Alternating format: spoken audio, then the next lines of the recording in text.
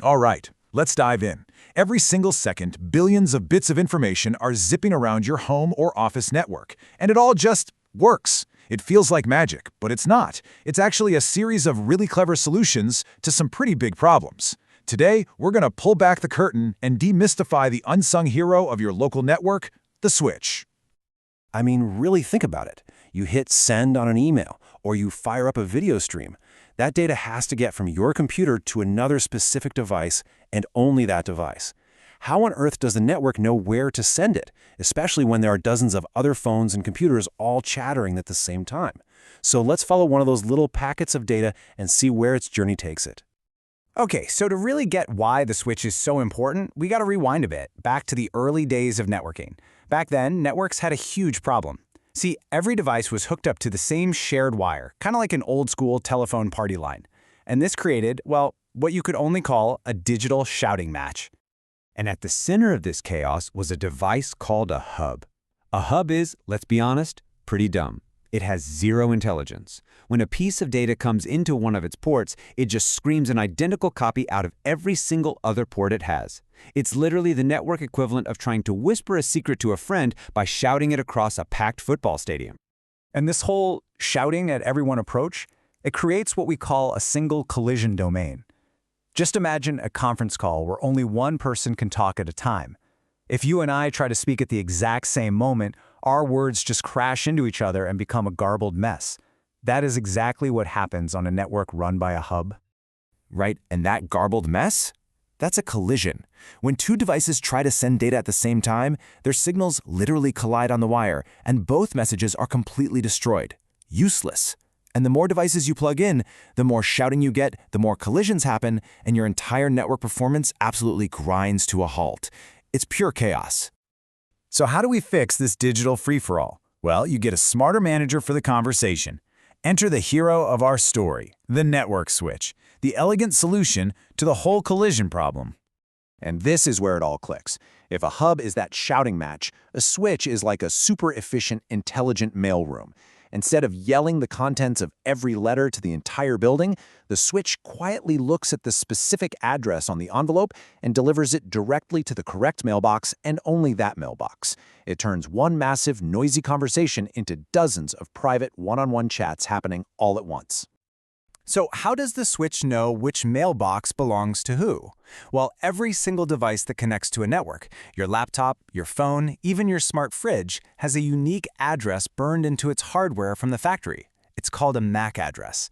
Think of it like the serial number stamped onto the device itself. It's permanent, it's physical, and it's totally unique.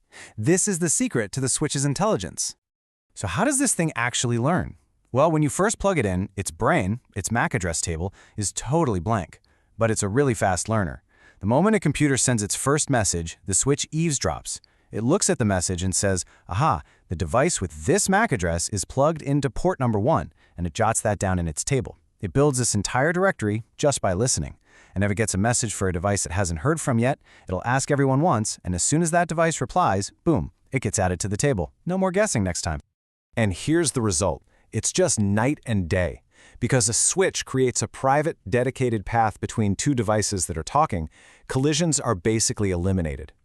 Each port on the switch becomes its own tiny, private collision domain. This means you can have tons of simultaneous conversations happening, and none of them interfere with each other. The speed and efficiency just skyrockets.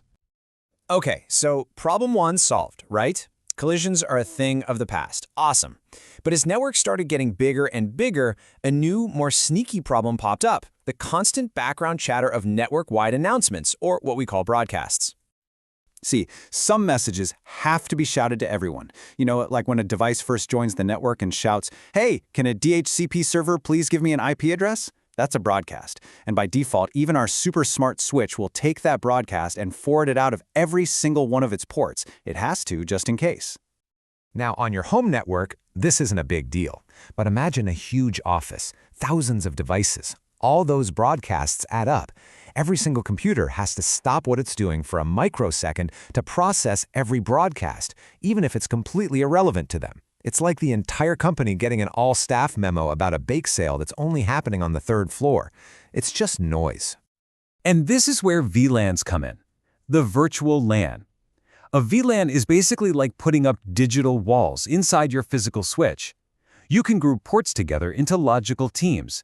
You could say, okay, ports 1 through 8 are for the sales team on VLAN 10, and ports 9 through 16 are for engineering on VLAN 20. Now, a broadcast sent by someone in sales only gets heard by other people in sales. It never even reaches the engineering team.